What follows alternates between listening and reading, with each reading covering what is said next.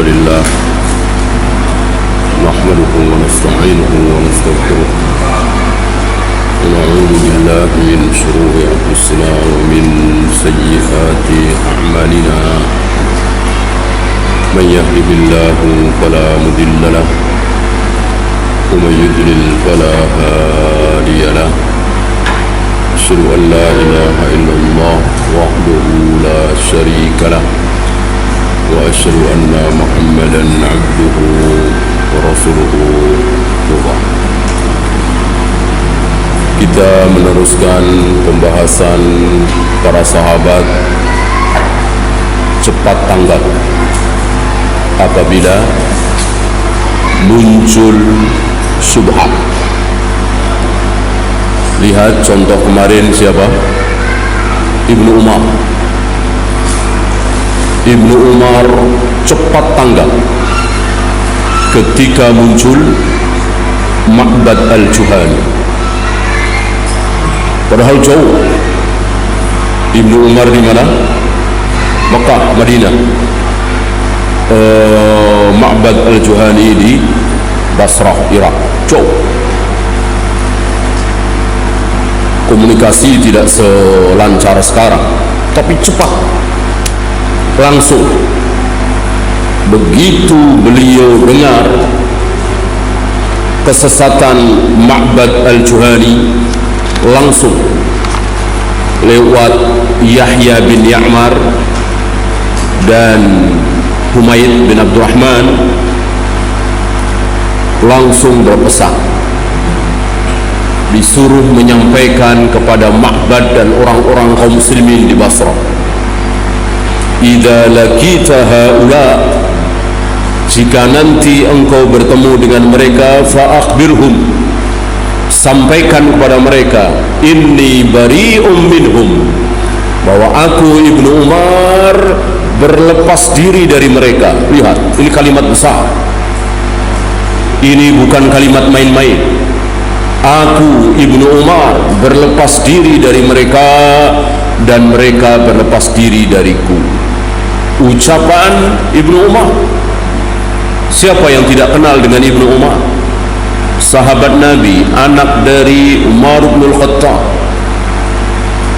ya, yang sebagian sahabat mengusulkan Ibnu Umar menjadi salah satu khalifah.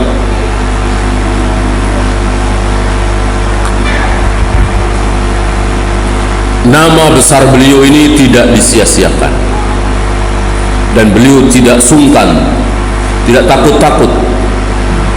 Tidak seperti sebagian tokoh hari ini, ada sungkan, ada takut, ada nggak enak, lalu dia nggak berani, itu sesat, batil, menyimpang, jauhi, nggak berani. Beda dengan Ibnu Umar, berani. Inni bari'um minhum wa hum bura'um minni. Aku berlepas diri dari mereka dan mereka tentu harus berlepas diri dariku. Jangan bawa-bawa namaku. Maka para ulama marah ketika namanya diambil, namanya dicatut. Ini tidak amanah, dan itu banyak dilakukan oleh firqah-firqah dhalal, karena mereka tidak disikoi oleh umumnya kaum muslimin. Maka mereka bawa-bawa nama Ahmad bin Hanbal, Yahya bin Ma'in, Ali bin Madini, ulama-ulama besar, namanya dipakai. Masih ingat barangkali antum kisah tentang Qos, ahli cerita, tukang dongeng, kalau kata kita sekarang penceramah, para penceramah. Hari itu diistilahkan dengan Qosun, tukang dongeng. Agar kaum muslimin percaya dengan dongengannya, hayalannya, dia katakan, haddatsana Ahmad bin Hanbal, haddatsana Yahya bin Ma'in. Dia nggak tahu Imam Ahmad dan Yahya bin Ma'in, qadarullah, Allah telah atur, ada di situ, ada di masjid itu. Ya, dia katakan haddatsana Ahmad bin Hanbal, haddatsana Yahya bin Ma'in. Mulai dia cerita ngarang, ngawur. Orang-orang di situ dengerin. Sebagian takjub, kos itu luar biasa. Ucapannya, orasinya, dia orator, menarik hati kaum muslimin. Tapi karena kaum muslimin kalau tidak bawa Al-Quran dan Sunnah tentu akan ditinggalkan oleh kaum muslimin. Maka beberapa ulama mengatakan seandainya para qasun itu pakai dalil, tahu manhaj, bagus. Sayang umumnya nggak kenal manhaj, nggak tahu dalil, ngarang cerita. Yang penting menarik.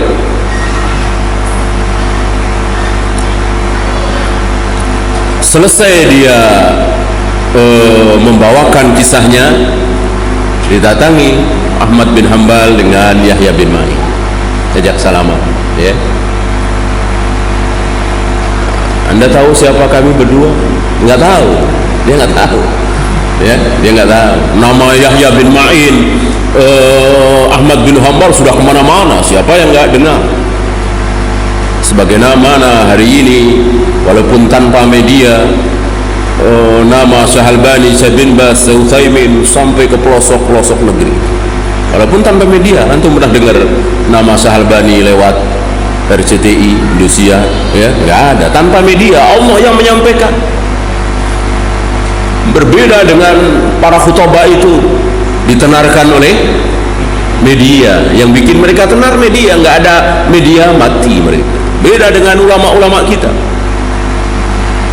Siapa yang menyampaikan nama besar Ahmad bin Hanbal kepada seorang pemuda di Spanyol, Andalus, Eropa, Baqi bin Makhlad, anak muda, remaja, mendengar nama Imam Ahmad, ya, lalu mempersiapkan perbekalan, mengarungi lautan perjalanan padang pasir, datang ke Baghdad. Ya. Maka nama Ahmad bin Hanbal dan Yahya bin Ma'in ini tentu sampai kemana-mana, termasuk si Qasun ini. Tapi orangnya kayak apa nggak dengar, nggak tahu, belum pernah lihat. Imam Ahmad dan Yahya bin Ma'in memperkenalkan, saya Ahmad bin Hanbal, ini Yahya bin Ma'in. Ya, kaget dia. Tapi nggak kurang akal, namanya tukang dongeng ya. Kita Abu Nawas lah ya. Itu kan liciknya aja, cerdik licik, bukan ilmu. Apa dia bilang? Ahmad bin Hanbal dan Yahya bin Ma'in kan bukan hanya kalian berdua ya. Emang ente doang nih Ahmad bin Hanbal ya kan, nama Ahmad bin Hanbal banyak, Yahya bin Ma'in banyak. Ya, lihat. Qasun, curang. Gitu. Ini bukti bahwa tidak ada yang sikoh di hadapan kaum muslimin kecuali para ulama. Yahmilu hadzal ilma min kulli khalafin uduluhum, yang akan membawa ilmu agama ini yang hak ini dari generasi ke generasi adalah mereka-mereka yang adil, yang alim, yang jujur, yang amanah. Maka lihat para ulama jujur sejujur-jujur, amanah seamanah-amanahnya. Keadilannya, kejujurannya mengalahkan kepentingannya, hawa nafsunya.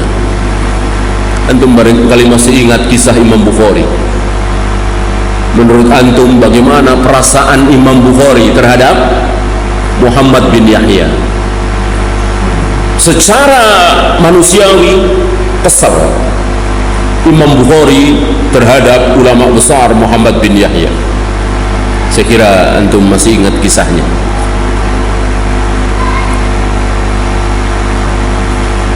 Majlis Imam Bukhari dibikin sepi, istilah kita bangkrut. Oleh siapa? Oleh Muhammad bin Yahya. Muhammad bin Yahya ulama besar, murid kepercayaan dari Ahmad bin Hanbal. Salah faham, ada kalimat yang keluar dari Imam Bukhari ketika beliau ditanya,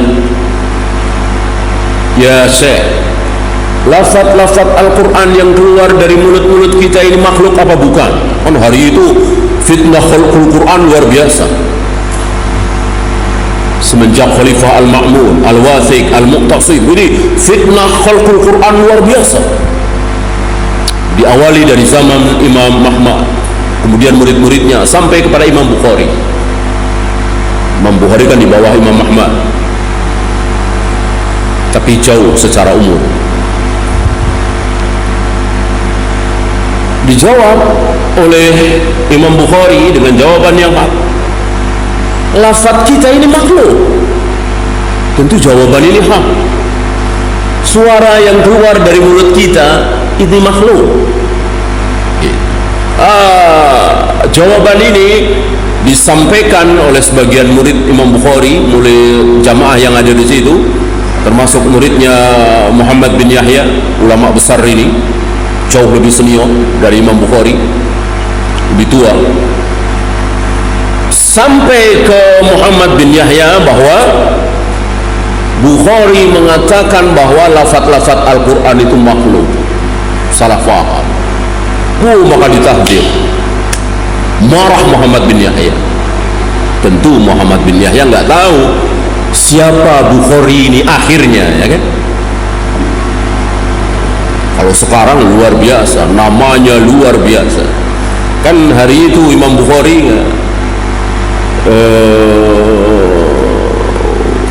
banyak ulama-ulama lain yang tentu lebih senior dari Imam Bukhari. Ya, ditahdir sampai keluar dari mulut Muhammad bin Yahya, siapa yang masih hadir di majelisnya Bukhari jangan duduk di majelisku. Ya, saking marahnya, dikiranya Imam Bukhari mengatakan bahwa lafaz Al-Quran itu makhluk. Ini kan ucapan kufur. Sepi majelis Imam Bukhari, ya, sampai beliau pulang ke negerinya Bukhara. Kira-kira bagaimana perasaan Bukhari? Sampai para ulama itu menyebutkan Bukhari pertama datang ke Baghdad disambut ribuan orang. Begitu meninggalkan Baghdad, tidak ada yang menemani kecuali seorang, katibnya, penulisnya. Ya, cukup mengharukan kisah Imam Bukhari di akhir kehidupannya. Tapi antum tahu Muhammad bin Yahya oleh Imam Bukhari diapain? Ya, ditulis namanya. Antum bisa lihat di Sahih Bukhari, Imam Bukhari mengatakan haddatsana Muhammad bin Yahya, haddatsana Muhammad bin Yahya. Kadang-kadang Muhammad saya. Ya. Ini keadilan orang yang berilmu, ulama. Padahal kan kesal. Kalau kita kan kesal ini. Imam Bukhari nggak kesal, ditulis. Imam Muslim yang kesal. Imam Muslim murid Bukhari kan membela. Maka di Sahih Muslim tidak ada nama Muhammad bin Yahya. Di Imam Bukhari, di Sahih Bukhari ada. Ini luar biasa. Dan ketika Muhammad bin Yahya mengatakan, siapa yang masih hadir di majelisnya Bukhari jangan duduk di majelisku. Kebetulan ada Imam Muslim di situ, langsung berdiri, langsung pergi. Pembelaan Imam Muslim kepada Imam Bukhari. Kan hari itu ulama luar biasa, ilmu itu terangkat, berkibar. Majelis sunnah berkibar, majelis bid'ah kecil. Tidak seperti hari ini. Ya. Dan itu diakui oleh Imam Ahmad setelah kedatangan Imam Syafi'i ke Baghdad. Ya. Sebelum Syafi'i datang ke Baghdad, ahli hadis merasa dikecilkan. Setelah Imam Syafi'i datang ke Baghdad, ahlul hadis berkibar, dibesarkan. Ya. Inilah para sahabat. cepat tanggap ketika muncul subhat, muncul aliran sesat, muncul bid'ah. Nah, maka mati.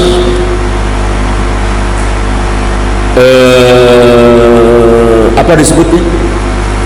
Aliran yang dibawa oleh Ma'bad al-Juhani ini oleh para ulama disebut aliran Qadariyah. Tentu mereka tidak menyebut dirinya Qadariyah. Mereka menyebut dirinya Ahlus Sunnah wal Jamaah as-Salam. Nah, Ahlul Bidah hari itu masih mengakui nama salaf itu nama yang benar. Mereka ngaku salaf, mengaku Ahlus Sunnah wal Jamaah, mengaku Al-Firqatun Najiyah, Ta'ifatul Mansurah, pengikut Rasul dan para sahabat.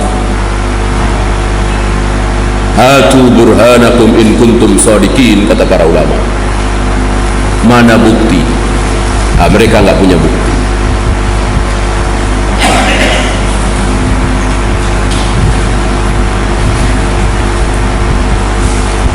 Kemudian beliau membawakan ucapan Abu Bakar Al-Ajuri rahimahullah,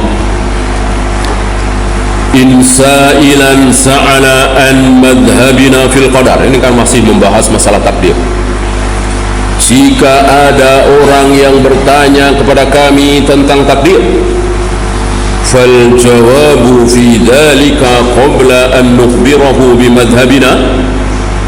Sebelum kami jawab bagaimana sikap kami dalam masalah takdir, madhab kami dalam masalah takdir, anna nansahu lisail, kami nasihati dulu si penanya.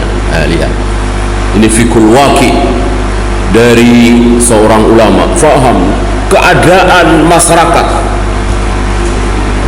Tidak seperti para tokoh hari ini yang tidak faham keadaan masyarakat.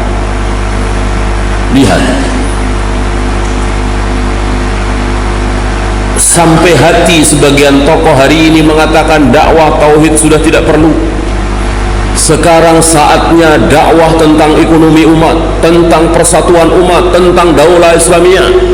Dakwah tentang tauhid sudah berlalu masanya. Berarti tokoh ini tidak faham fikul waqi. Apa mereka nggak lihat atau pura-pura nggak lihat, pura-pura nggak tahu bagaimana saudara-saudara kita yang mengunjungi makam-makam keramat, tempat-tempat keramat, minta berkah kepada orang yang sudah mati, ziarah Wali Songo marak, ratusan bahkan ribuan bus. Mereka tidak faham dengan fikul waqi ternyata. Ya. Padahal mereka yang kerjanya baca Quran, baca majalah, ya. Justru para ulama sekedar saja, tapi faham fikul waqi. Ya.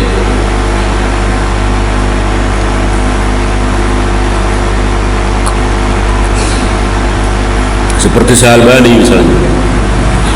Syalbani nggak menghabiskan waktu untuk baca Quran, baca majalah, nonton berita, dengerin siaran radio tentang berita Islam di dunia Islam. Nggak menghabiskan waktu untuk itu. Tapi beliau faham fikul waqi. Sekilas saja fikul waqi itu sekilas saja, nggak perlu rinciannya. Saking fahamnya dengan fikul waqi, maka beliau mengatakan tidak adanya daulah Islamiyah yang resmi di negeri-negeri Islam, misalnya di Mesir, di Indonesia, di Malaysia dan lain-lain, tidak diresmikan sebagai daulah Islamiyah. Ini adalah nikmat, ini adalah bagus. Gitu. Orang Hizbiyin Harakin akan bingung berhadapan dengan ucapan Syalbani. Loh, kok nikmat? Nggak ada daulah Islamiyah kok nikmat? Ya, itulah fikul waqi. Tahu memahami keadaan. Antum bisa bayangkan, seandainya Indonesia ini resmi menjadi negara Islam, daulah Islamiyah, apa yang terjadi kira-kira?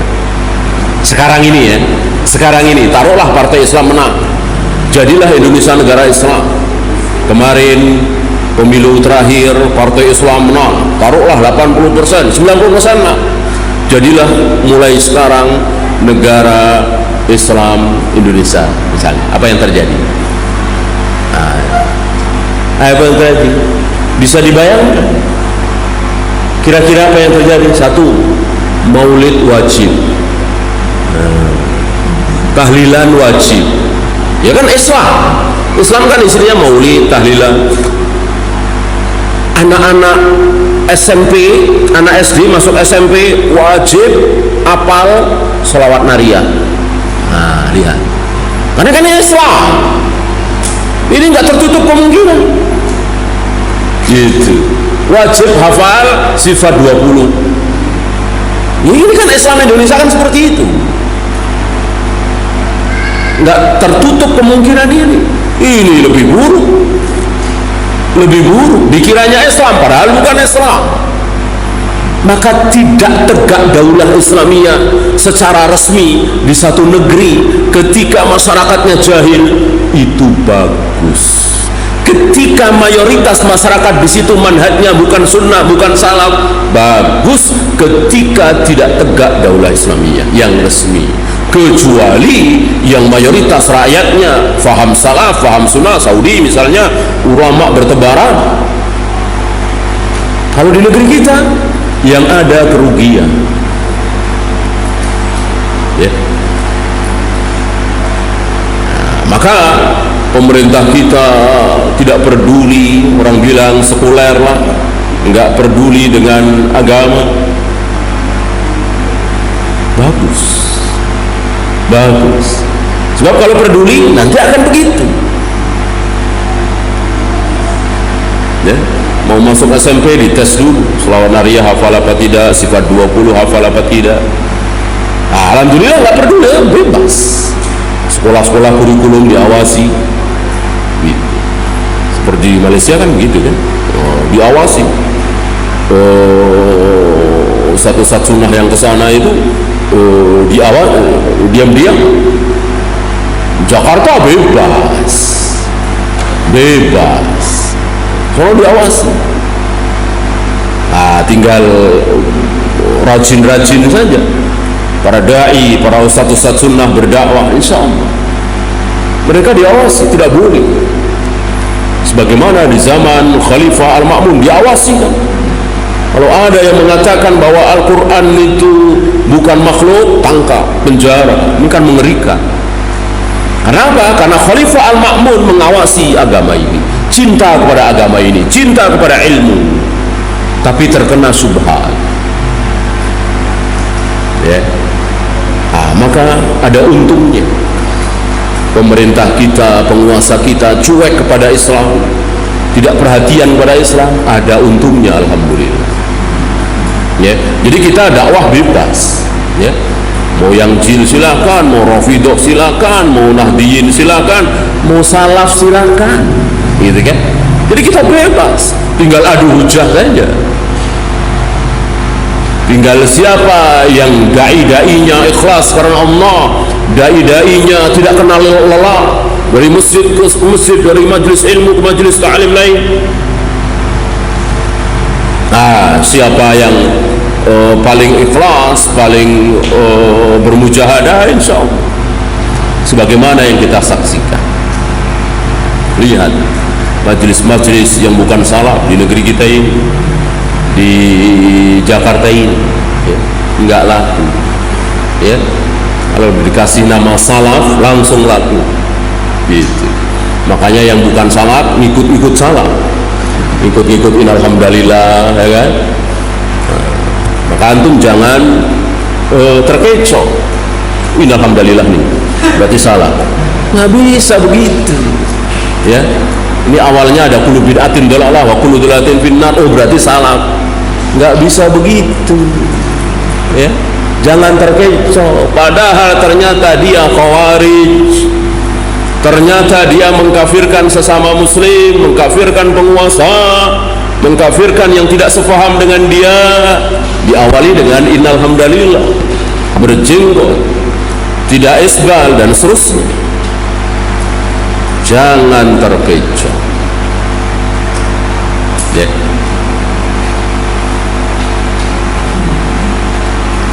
Ustaz Yazid kan nggak usah taklim, sendal jepit kasih merek salaf laris. Salaf laris. Ya. Sendal jepit kasih merek salaf laris. Luar biasa. Ya.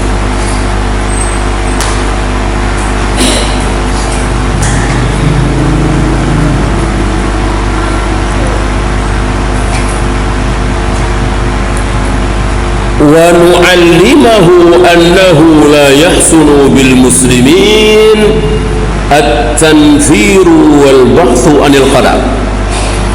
Kami nasihati dia, kami nasihati orang yang bertanya tentang takdir, bahwa tidak baik membahas-bahas, berdalam-dalam membahas tentang takdir. Itu yang terjadi pada diri Ma'bad. Beda dengan para sahabat. Ya Rasul, apakah surga neraka kita sudah ditentukan oleh Allah? Rasul menjawab, ya, selesai. Hanya sedikit ucapan Umar, idzan nattakilu ila Allah. Kalau begitu ya Rasul, kita pasrah saja kepada Allah. Kan surga neraka kita sudah ditentukan, berarti kita tunggu saja, kita pasrah kepada Allah. Nabi menjawab, i'malu fa kullukum muyassarun lima khuliqa bihi. Beramalah, setiap kalian dimudahkan. Yang akan masuk surga Allah mudahkan beramal. Ahlul jannah, sholat mudah, ke masjid berjamaah mudah, bangun malam mudah, sedekah mudah, ringan. Nah, itu ciri-ciri orang yang Allah takdirkan masuk surga. Sebaliknya, yang sudah ditakdirkan oleh Allah masuk neraka dibikin mudah melakukan amalan-amalan ahli neraka. Ya, curi mudah, korupsi mudah, gampang. Ya, minum khamr mudah, berzina mudah, dimudahkan. Nggak sholat nggak diapa-apain oleh Allah, nggak puasa bisnisnya masih lancar, masih jalan, dibikin mudah. Nah, silahkan mau yang mana? Kan mau sholat mau tidak kan terserah kita, mau puasa mau tidak terserah kita, mau korupsi mau tidak terserah kita. Diam Umar. Nabi bersabda seperti itu, diam Umar, nggak dibahas lagi. Bahkan Umar mengatakan, belum pernah kami semangat dalam beramal melebihi hari itu, melebihi semenjak hari itu. Semenjak Nabi mengatakan i'malu fa kullukum muyassarun, beramalah, setiap kalian dimudahkan, kami begitu semangat beramal. Lihat Umar, panutan kita, qudwah kita, uswah kita. Dalil diamalkan, keluar dari lisan Nabi kan dalil. Beda dengan Ma'bad, dibahas berdalam-dalam. Umar yakin apa yang disabdakan oleh Nabi, surga neraka kita sudah ditulis oleh Allah. Apakah si A masuk surga atau neraka? Allah telah tulis. Apakah si B akan masuk surga atau neraka? Allah sudah tulis. Si C ini akan masuk surga atau neraka? Allah sudah tulis. Dan itu urusan Allah, bukan urusan kita. Urusan kita beramal. Kalau ternyata kita terus beramal, berarti kita dimudahkan oleh Allah. Enak. Orang-orang Mu'tazilah, Qadariyah, Jabariyah itu diawali dengan pembahasan berdalam-dalam, menanyakan apa yang tidak pernah ditanyakan oleh para sahabat. Padahal jika para sahabat bertanya, mungkinkah para sahabat bertanya kepada Nabi, ya Rasul, cara Allah bersemayam di arsy itu seperti apa? Kan mungkin saja pertanyaan. Kok nggak ada? Berarti itu buruk.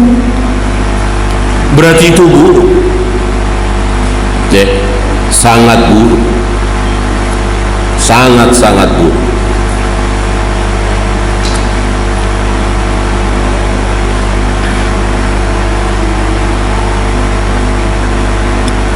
Apa yang tidak ditanyakan oleh para sahabat dalam agama ini, terutama masalah yang gaib, sifat Allah, takdir dan seterusnya, maka jangan pernah ditanyakan. Berarti itu pertanyaan buruk, pertanyaan tidak baik. Li'annal qadara sirrun min sirrillah azza wa jalla. Takdir itu rahasia. Salah satu rahasia Allah adalah takdir. Rahasia, sangat rahasia. Siapa sangka Abu Sufyan masuk Islam? Gak ada yang sangka. Musuh besar Nabi, musuh bebuyutan Nabi, 3 perang besar, memimpin pasukan kafir Quraisy untuk membunuh Nabi sallallahu alaihi wasallam. Gak ada yang sangka. Akhirnya masuk Islam. Ya. Sementara Abu Talib, besar harapan kaum muslimin, besar harapan Nabi, Abu Talib masuk Islam. Kenapa? Membela Nabi, cinta kepada Nabi. Seluruh serangan orang-orang kafir Quraisy dihadapi untuk Nabi, dihadapi oleh Abu Talib. Ternyata Allah sesatkan. Inilah takdir, rahasia. Sekira antum mengalami rahasia-rahasia takdir, ya, antum cari istri ke sana kemari, ke sana kemari, akhirnya dapat tetangga, kenal dari kecil. Nah, yang ini kan banyak rahasia, dapat tetangga juga. Antum bilang, kau begini ngapain? Nyari ke Banten, nyari ke Demak, nyari ke Cirebon. Ya, betul-betul takdir itu rahasia, sangat rahasia, hanya Allah yang tahu. Ya, maka jangan membahas tentang takdir berdalam-dalam. Jangan pernah mengatakan ini takdir, itu takdir, ini takdir, itu takdir, kecuali sudah terjadi. Sudah terjadi baru ini takdir. Kalau belum terjadi jangan, haram. Ya. Suruh belajar nggak mau, suruh ngapalin nggak mau. Dia pingin dapat nilai bagus. Dia bilang apa? Kalau takdir saya nilai bagus, ya bagus. Walaupun saya nggak belajar, walaupun saya nggak ngapalin, nggak boleh, kan belum terjadi.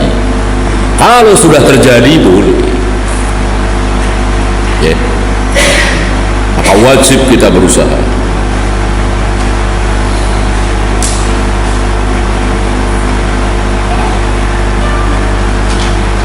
Iblis, apa enggak rahasia itu? Siapa sangka Iblis menjadi makhluk terkutuk, terlaknat, kekal di neraka selama-lamanya, masih hidup sudah dicap ahli neraka. Luar biasa. Hidupnya entah berapa ribu tahun, dari mulai diciptakan, dihidupkan oleh Allah sampai hari ini masih hidup dan sampai hari kiamat. Kan kesempatan tobat kan berarti lama sekali. Ternyata sampai hari ini dan insyaallah sampai hari kiamat nggak tobat. Ya, kalau tobat kan berarti nggak menggoda manusia lagi, ya kan? Sampai hari ini masih menggoda manusia, berarti kan nggak tobat-tobat iblis itu. Padahal tahu dia akan masuk neraka. Ya, mesti akan ketakutan dan dia tahu neraka itu kayak apa. Iblis bukan makhluk yang bodoh. Iblis tahu neraka kayak apa, surga kayak apa. Dan siapa iblis sebelum ada Adam? Sebelum Adam diciptakan, siapa iblis? Memimpin para malaikat menumpas bangsa jan di muka bumi ini yang berbuat kerusakan dan menumpahkan darah. Malaikat menumpasnya dipimpin oleh iblis. Iblis mempunyai kedudukan tinggi di hadapan para malaikat, di hadapan Allah. Siapa sangka inilah takdir, betul-betul rahasia, hanya Allah yang tahu. Maka melihat kenyataan ini, jangan pernah apa? Jangan pernah merasa aman dari neraka, dari kesesatan, dari aliran sesat, dari murtad. Jangan pernah merasa aman. Saya sudah ngaji, saya belajar manhaj yang hak ini, saya sudah sholat, kayaknya aman saya. Kayaknya nggak mungkin saya ikut aliran sesat, nggak mungkin saya murtad. Tidak boleh. Seorang Khalilullah, Khalilur Rahman, Abul Anbiya, siapa? Ibrahim alaihi salatu wassalam, masih takut untuk menyembah berhala. Jangan-jangan saya menyembah berhala. Wajnubni wa baniya an na'budal asnam. Jauhkan aku dan anak keturunanku ya Allah dari menyembah berhala. Seorang Khalilullah masih berdoa seperti itu. Barangkali kita tidak pernah berdoa seperti itu. Ya Allah, jangan sampai saya masuk Kristen ya Allah. Jangan sampai saya masuk aliran sesat. Barangkali kita terlupakan doa itu. Nabi Ibrahim tidak terlupakan. Beliau masih merasa khawatir, jangan-jangan menyembah berhala. Nah, takdir betul-betul rahasia.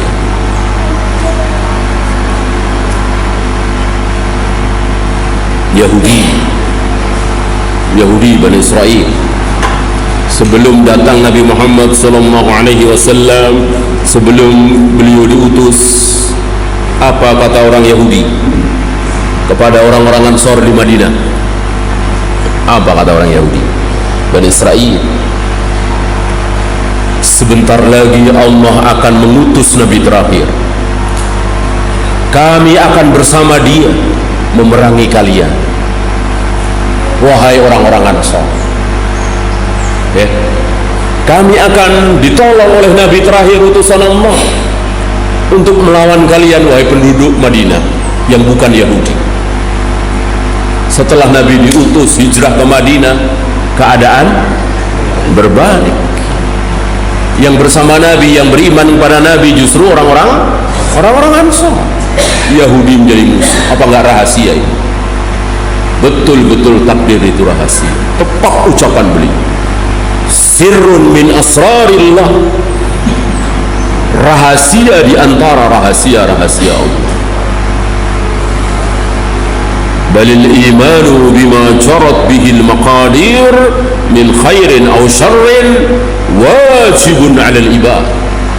Maka beriman kepada takdir, apapun yang ditakdirkan oleh Allah, yang baik, yang buruk, wajib mengimani, wajib bagi para hamba.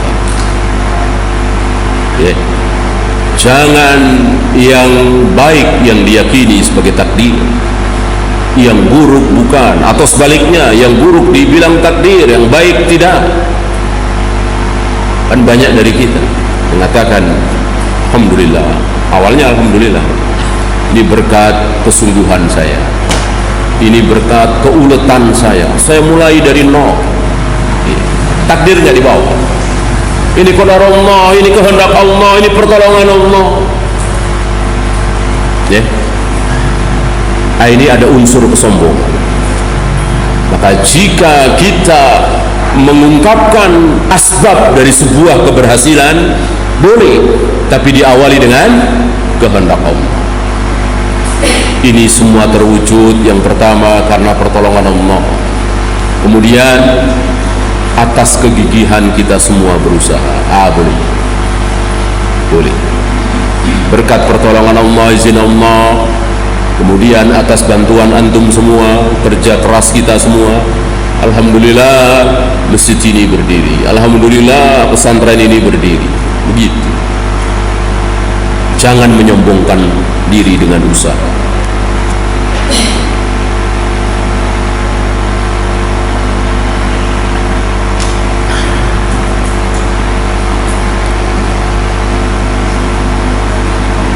ثم لا يأمن العبد أن يبحث عن القدر فيكذب بمقادير الله الجارية على العباد فيضل عن طريق الحق.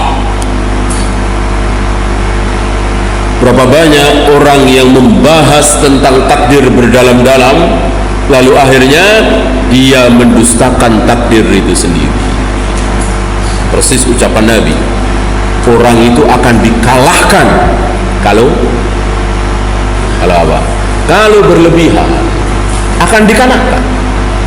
Berlebihan, dia berlebihan tentang apa, misalnya masalah sepele, menjaga jarak dengan wanita, ya, tapi berlebihan, enggak sewajarnya, tidak mengikuti Nabi, ya. Kalau ngobrol sama perempuan suruh madep sono, dia madep sono, kan? Ngobrol gitu.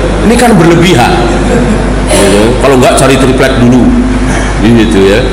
Nah, Nabi enggak mencontohkan seperti itu. Melihat wajah wanita sekedarnya boleh, berlebihan. Akhirnya waliyadzubillah malah berzina.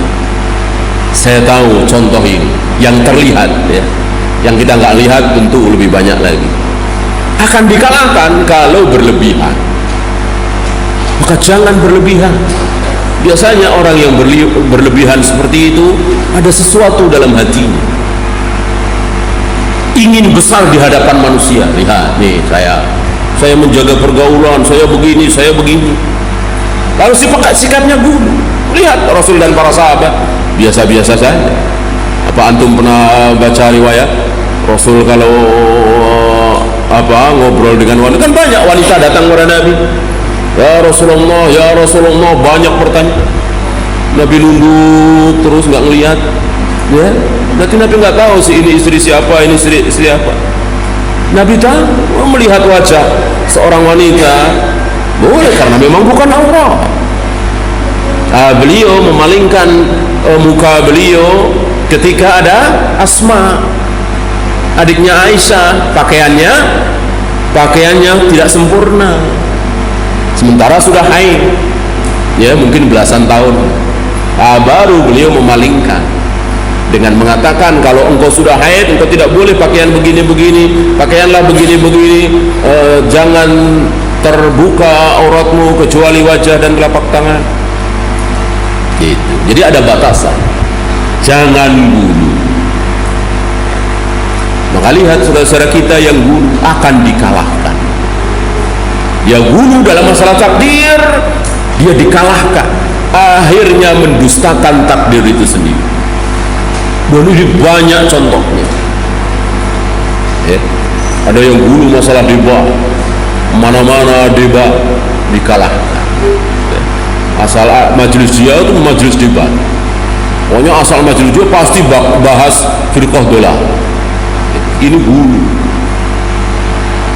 Majelis tentu berdasarkan kitab, berdasarkan, tidak semuanya majelis seperti itu.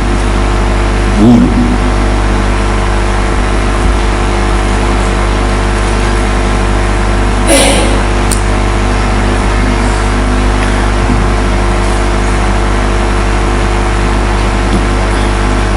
Kemudian beliau membawakan ucapan Muhammad bin Husain al-Ajuri.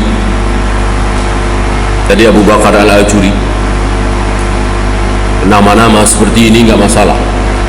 Abu Bakar, Umar, Hasan, Husain, ini nama bagus semuanya, pakai.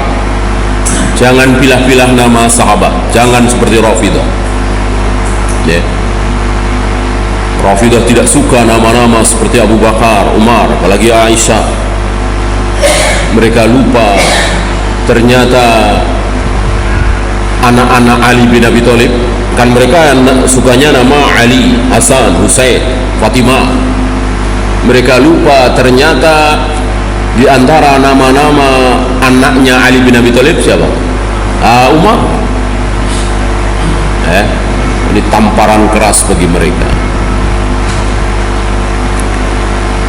ولولا أن الصحابة رضي الله عنهم لما بلغهم عن قوم ضلال شردوا عن طريق الحق وكذبوا بالقدر فردوا عليهم قولهم. Para sahabat, sebagaimana kita bahas di awal tadi, ketika sampai kepada mereka munculnya aliran sesat, bid'ah, syubhat, langsung mereka mengambil sikap, langsung mereka cepat. Ketika ada orang yang mendustakan takdir, faraddu alaihim qaulahum, cepat. Contoh besarnya adalah Ibnu Umar. Dan ini diawali oleh Ibnu Umar, bukan orang pertama. Ibnu Umar bukan orang pertama. Orang pertama siapa? Ali bin Abi Thalib. Ali bin Abi Thalib.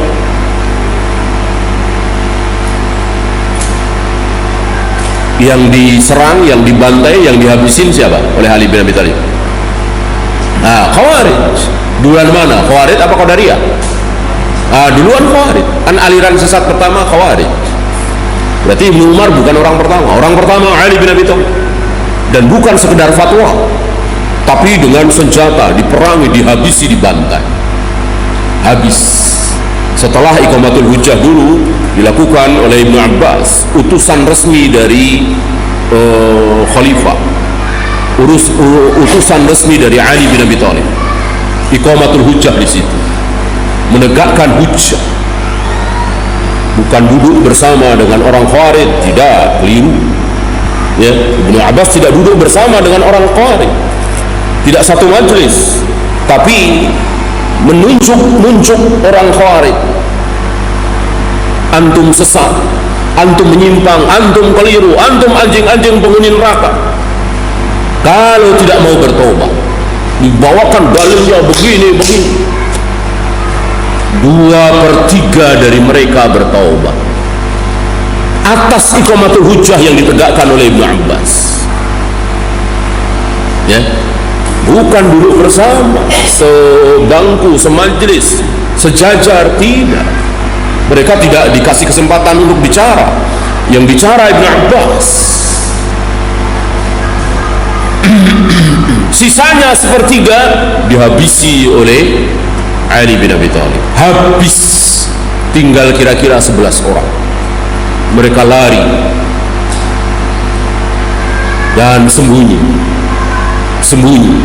lalu menyebarkan kesesatannya, pelan-pelan muncul lagi, dihabisi lagi, lari lagi, sembunyi, lalu menyebarkan pemikiran sesatnya, muncul lagi, dihabisi lagi, dan begitu seterusnya. Persis sabda Nabi, nubuat beliau, kullama dhahara minhum qarnun quti'a, kullama dhahara minhu qarnun quti'a, kullama dhahara minhum qarnun quti'a. Diulang-ulang sabda beliau ini. Setiap kali mereka muncul, dihabisi, muncul, dihabisi, muncul, dihabisi, sampai hari kiamat. Maka para ulama tidak ragu mengatakan Khawarij tidak akan pernah menang selama-lamanya. Selalu saja ada yang menghabisi. Mungkin ahlu sunnah, mungkin sesama bid'ah, biarin saja. Khawarij perang dengan Syiah, biarin apa enggak? Ya biarin aja, nggak usah ikut-ikutan, nonton aja. Gitu. Jangan kita duduk bersama orang Khawarij membahas kesesatan Rafidhah. Ini salah besar, ini keliru, ini tidak pernah dicontohkan oleh para sahabat. Nggak ada para sahabat seperti itu duduk bersama orang-orang Khawarij membahas kesesatan Rafidhah, duduk bersama Rafidhah membahas kesesatan Khawarij. Tidak ada, merendahkan ilmu ini namanya. Kalau ngadu domba ya silahkan, jangan duduk bersama ya. Nah, biarkan mereka berantem sendiri, kita jangan ikut-ikutan ya, rugi.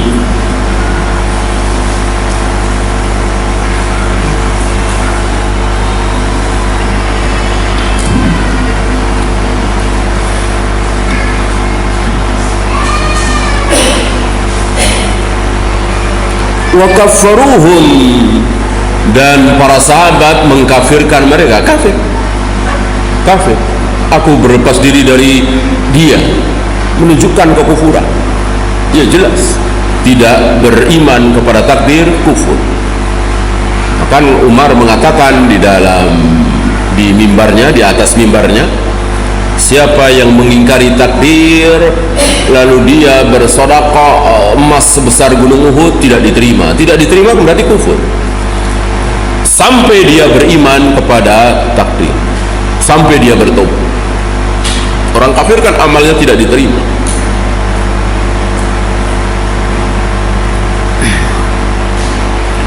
Wa kadzalika at-tabi'un lahum bi ihsanin, Begitu juga para tabi'in. Para tabi'in mengikuti jejak langkah para sahabat, tidak diam terhadap kesesatan. Dibahas, diucapkan, ditahdzir. Jangan sampai kaum muslimin mengikuti kesesatan. Sabbu man takallama bil qadar wa kadzdzaba bihi. Para tabi'in mencela orang-orang yang berbicara tentang takdir berdalam-dalam. Disebut sampai zaman Imam Ahmad bersama dengan murid-muridnya, sampai zaman Imam Bukhari, zaman Syekhul Islam Ibn Taimiyah, terus bersama murid-muridnya sampai hari ini. Tahdzir itu terus ada, memperingatkan kaum muslimin untuk tidak mengikuti firqah-firqah dhalal itu. Mereka salah faham. Sebagian orang-orang awam salah faham. Kenapa malah menjelek-jelekkan sesama muslim? Kenapa enggak menjelek-jelekkan orang Kristen, orang Buddha, orang Hindu?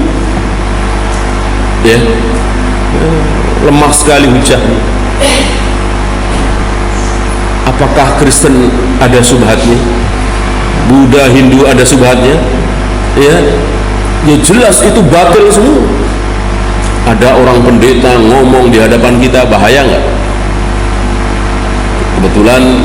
Kebetulan kita berhadapan dengan pendeta atau pastor. Kita nggak, dia ngomong tentang agama, bahaya nggak kira-kira begitu? Nggak bahaya. Kenapa? Ya mau ngomong apa kita nggak percaya, ya kan?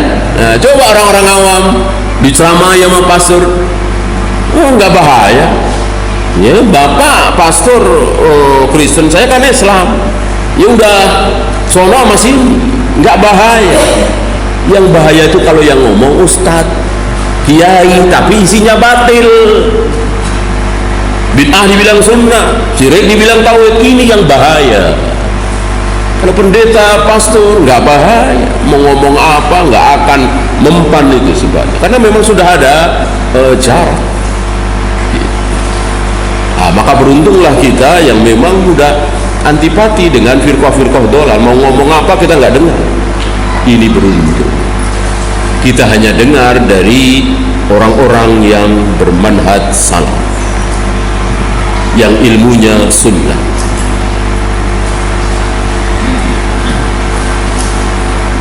Wala'anuhum wa nahau an mujalasatihim. Mereka melaknat ahlul bidah itu, orang-orang Qadariyah itu, dan melarang kaum muslimin duduk di majelis mereka. Baru dua. Karena baru dua. Baru ada Khawarij dan Qadariyah. Berarti tiga dengan apa? Dengan salaf. Berarti kaum muslimin pecah jadi tiga hari itu. Ya, di zaman Ibnu Umar itu. Salaf, Khawarij, Qadariyah.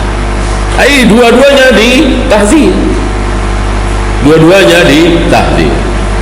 Gitu. Muncul lagi Rafidhah, ditahdzir lagi. Muncul lagi Jahmiyah, ditahdzir lagi. Muncul lagi terus Asy'ariyah, Mu'tazilah, Maturidiyah, semuanya ditahdzir. Nah, sekarang tentu berat karena banyak yang ditahdzir. Maka kesannya mau menang sendiri, eksklusif, merasa benar sendiri. Padahal ini kan sahabat. Hanya sahabat yang ditahdzir dua, kemudian tiga, kemudian empat. Kan empat itu firqah dhalal yang ada di zaman sahabat. Ya. Maka firqah-firqah yang 72 ini berpulang kepada yang empat itu. Ya. Adapun kita kan sudah mungkin sudah puluhan, mungkin sudah 70, mungkin sudah 72. Bagaimana? Apakah harus ditahdzir semua? Ya iya. Ya iya. Ya. Nah, tidak bisa kita berbicara yang hak saja tanpa berbicara yang batil. Yang hak kita bahas, yang batil kita bahas. Agar apa? Agar kita selamat dari kebatilan itu.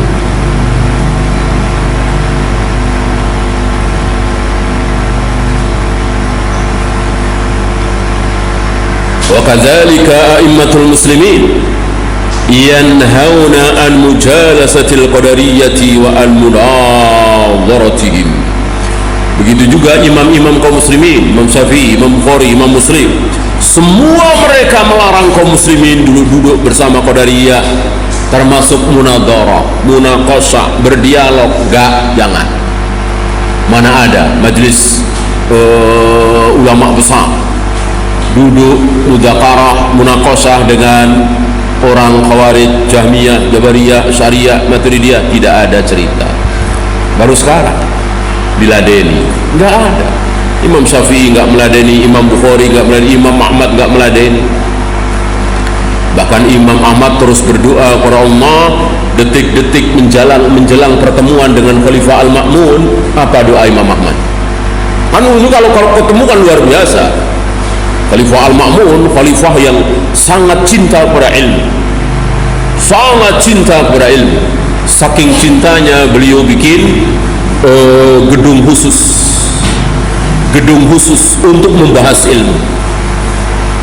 Gedung itu dinamakan oleh beliau dengan Baitul Hikmah. Di situ khusus membahas ilmu. Khalifah Al-Ma'mun yang mendirikan. Sayang yang dijadikan rujukan Ibnu Abi Du'an, tokoh-tokoh falasifah Mu'tazilah. Nah, Imam Ahmad detik-detik mau dipertemukan dengan Khalifah Al-Ma'mun itu, apa doa beliau? Ya Allah, jangan hadapkan wajahku dengan wajah Al-Ma'mun. Beliau nggak mau ketemu, lihat. Padahal kalau menurut pikiran kita ini kan kesempatan untuk adu hujah. Mudah-mudahan Khalifah Al-Ma'mun mau bertaubat, sampaikan hujah. Imam Ahmad tidak. Beliau berdoa, inilah imam, tidak sombong. Kalau kita kan sombong tuh, kapan ketemu dia mau saya habisin. Ini dalil saya, ini hujah saya. Ya, lihat aja kalau nggak kelepek-kelepek dia. Nah, itu kan kita. Walaupun dalam hati ujub, dalil saya ini. Nggak tanya malah kita yang kelepek-kelepek, ya. Nah, karena debat itu perlu ketenangan, perlu ilmu khusus, ya. Kalau perlu bohong-bohong lah dikit. Ya. Kalau pengen menang, kita kan nggak mau bohong, ya kan? Nggak tahu. Kalau ahlul bidah nggak takut bohong. Maka jangan sangka kalau kita berdebat itu pasti menang, walaupun dia ahlul bidah dan dia pintar bicaranya. Imam Ahmad suudzon terhadap diri. Kalau kita kan terlalu husnudzon sama diri kita. Saya insya Allah kuat lah, insya Allah. Kalau saya diberi jabatan ini, insya Allah lah, amanah lah. Sama orang lain suudzon. Siapa ini yang jadi ketua? Si Fulan. Si Fulan. Bisa apa sih dia? Suudzon sama orang lain. Walaupun dalam hati, terhadap diri terlalu husnu. Imam Ahmad tidak, justru suudzon terhadap dirinya sendiri. Dan itu sunnah. Mana dalil? Suudzon terhadap diri sendiri itu sunnah. Nabi Muhammad SAW ketika beliau berkomentar tentang kisah Nabi siapa? Nabi Yusuf. Ketika Nabi Yusuf di penjara, didatangi utusan raja, dipersilahkan untuk keluar dari penjara. Apa jawab Nabi Yusuf? Saya nggak mau keluar. Saya nggak mau keluar dari penjara sebelum fitnah itu dibereskan. Kan beliau dimasukkan ke penjara karena fitnah wanita itu kan, difitnah. Bereskan dulu fitnah itu, baru saya mau keluar.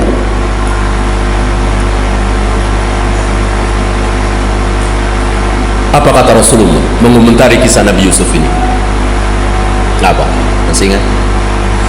Kalau aku yang jadi Nabi Yusuf, maka aku akan keluar. Lihat, kan gak enak di penjara. Kalau aku yang jadi Nabi Yusuf, aku keluar, mungkin aku sudah keluar, aku nggak kuat.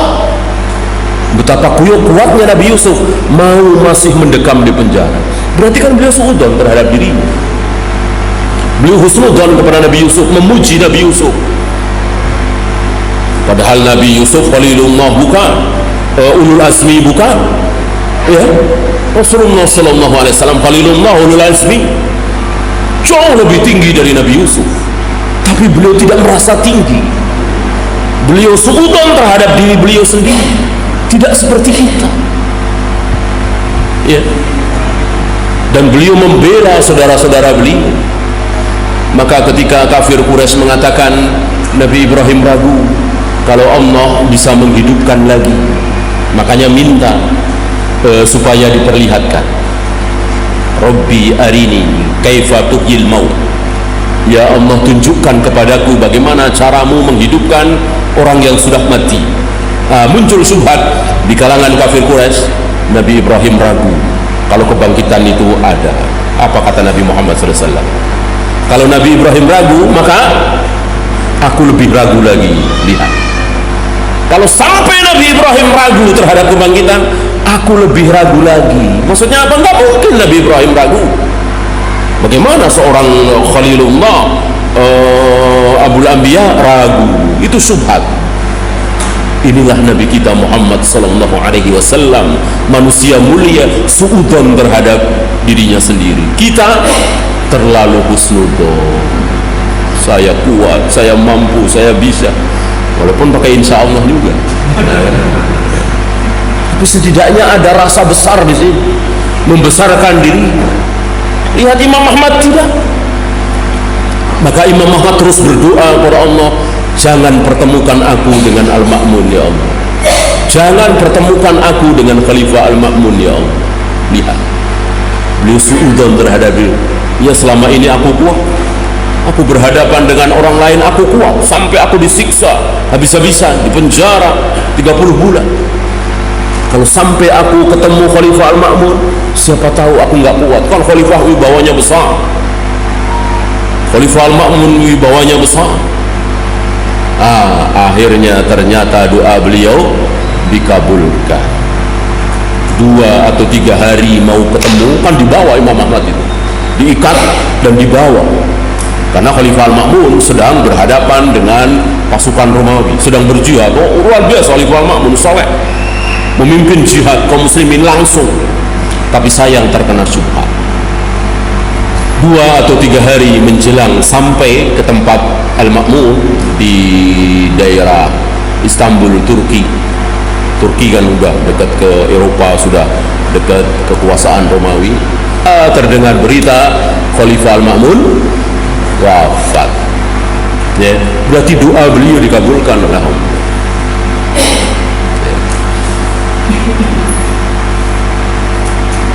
Dan bersyukur beliau, ya, bersyukur beliau tidak dipertemukan dengan Khalifah Al-Ma'mun, ya. Kalau kita ya mati, nggak jadi dah iqamatul hujjah, nggak jadi menunjukkan kebolehan saya. Itulah kita. Imam Ahmad tidak.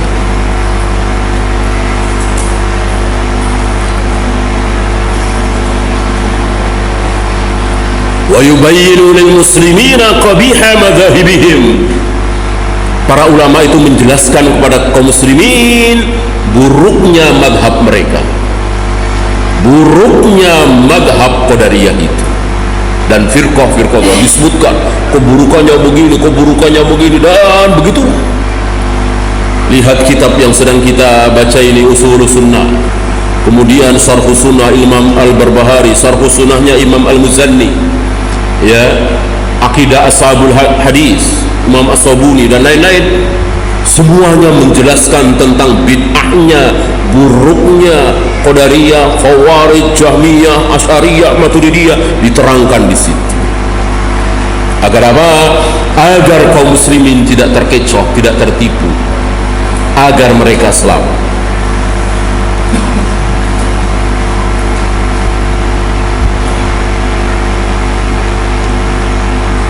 فلولا أن هؤلاء ردوا على القدرية لم يسأ من بعدهم الكلام على القدر. Kalau sampai mereka tidak membantah orang-orang Qadariyah, maka akan kesulitan orang-orang setelah mereka. Kan tidak ada Tidak ada kejadian itu. Dulu dibiarkan oleh ulama-ulama, sekarang ditahdir. Nggak ada. Mana coba? Kalau dulu ditahdir, sekarang dibiarkan, ada. Ya seperti Khawarij, kan ditahdir habis-habisan oleh para sahabat, diperangi, dibantai. Sekarang dibiarkan. Ya. Kan nggak ada yang sebaliknya. Nah, cari contoh oleh antum. Apa aliran apa yang dibiarkan oleh para sahabat, para tabi'in, atba'ut tabi'in, baru sekarang ditahdir? Mana? Nggak ada. Tidak ada.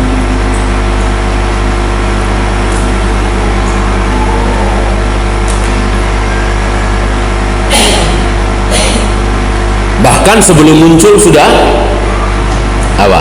Di zaman Nabi, sebelum muncul sudah ditahdir. Nabi mentahdir orang-orang Khawarij itu. Orang-orang Khawarij sudah pada muncul belum? Belum pada lahir. Kalau sudah lahir, sudah gede, ya sahabat namanya, kan ketemu Nabi. Belum pada lahir mereka. Sudah ditahzir oleh Nabi, sudah dibahas oleh Nabi. Kaum muslimin sudah diperingatkan oleh Nabi untuk menjauhi mereka, untuk membasmi mereka, untuk membunuh mereka. Bahkan kalimatnya jelas, membunuh mereka adalah pahala besar. Maka Ali bin Abi Thalib tidak ragu-ragu, dihabisi mereka, dibantai mereka oleh Ali bin Abi Thalib.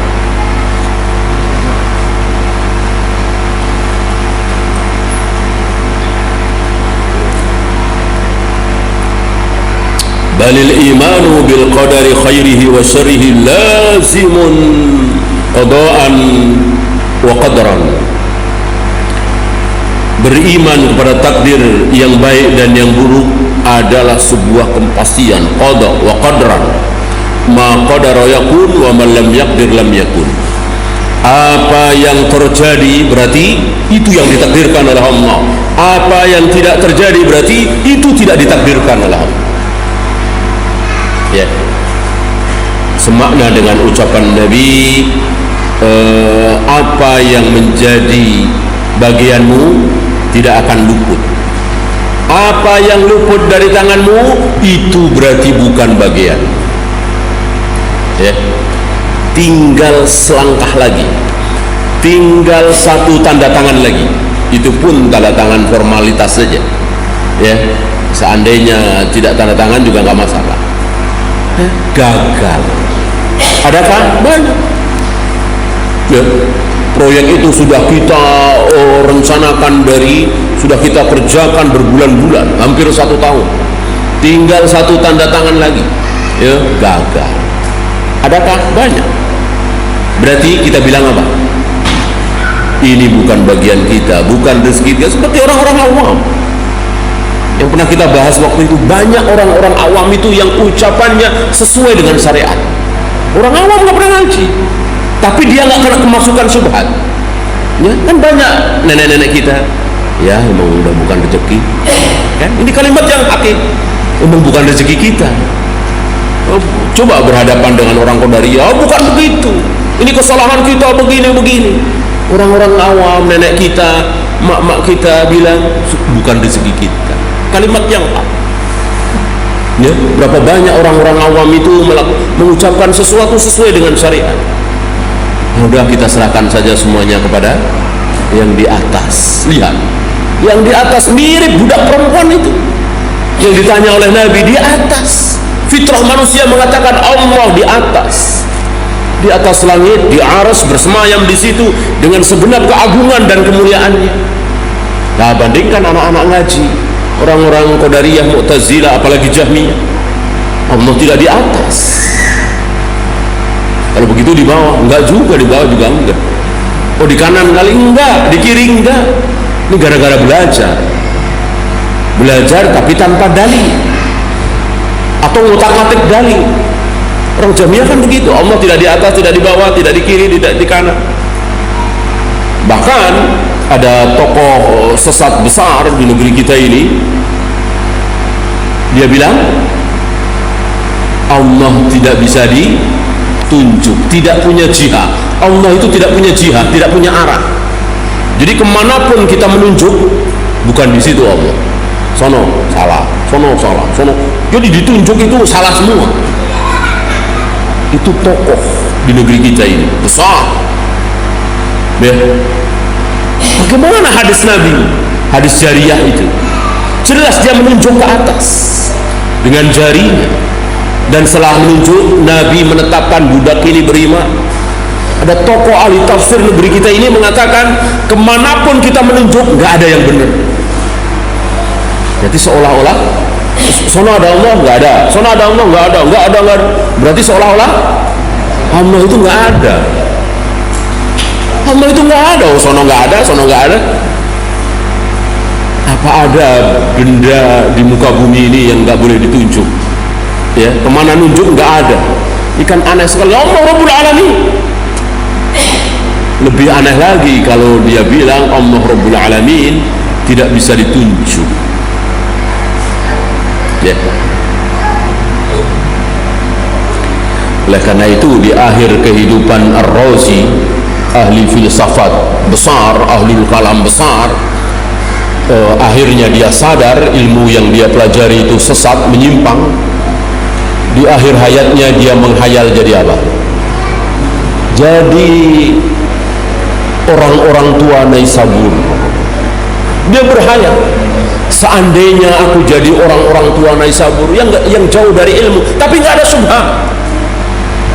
Itu setelah dia sadar bahwa ilmu yang selama ini dipelajari itu batil, ilmu filsafat.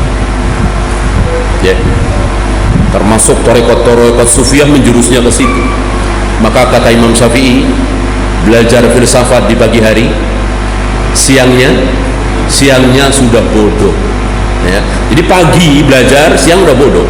Gimana sore, gimana malamnya lagi, gimana besoknya lagi, gimana yang bertahun-tahun belajar filsafat, semakin bodoh. Beda dengan para sahabat. Begitu Nabi bicara, sami'na wa ata'na, sami'na wa ata'na, tambah ilmu, tambah berilmu.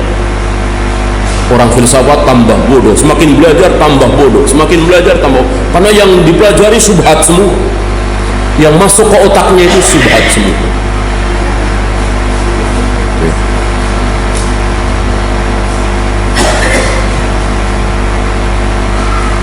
فَإِذَا عَمِلَ الْعَبْدُ بِطَاعَةِ اللَّهِ عَزَّ وَجَلَّ فَعُلِمَ أَنَّهَا بِتَوْفِيقِ اللَّهِ. Apabila seorang hamba melaksanakan amalan-amalan ta'ah, maka ini adalah pertolongan Allah, wajib dia bersyukur.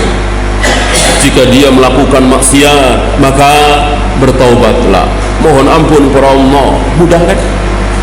Mudah. Ngapain mesti dibahas?